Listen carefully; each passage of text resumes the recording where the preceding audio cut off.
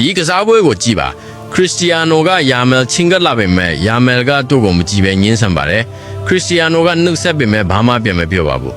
အဲ့ဒီနောက်မှာယာမယ်ကတခြားပေါ်တူဂီကစားသမားတွေကိုနှုတ်ဆက်ပြီးခရစ္စတီယာနိုရိုနယ်ဒိုကိုလုံးဝလိလူရှူထားတာကိုတွေ့ရပါတယ်ဒီမှာတော့ခရစ္စတီယာနိုကဘနာရိုဆီလ်ဗာကိုအကျဉ်းချင်းပေးနေပါတယ်ဘနာရိုကသူ့ကိုကြည့်ပြီးခရစ္စတီယာနိုမရှိသလိုလုံးဝလိလူရှူထားပါတယ်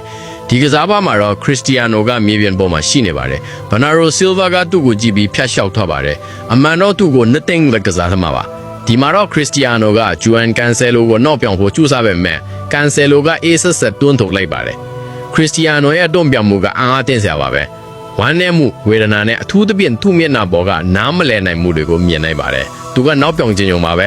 အဲ့ဒီမှာတည်းမပြီးသေးပါဘူးခရစ္စတီယာနိုကအာယုံစူးစိုက်ပြီးဂိုးသွင်းဖို့အသင့်ဖြစ်နေတဲ့ပုံစံနဲ့ပြေးတက်သွားပေမဲ့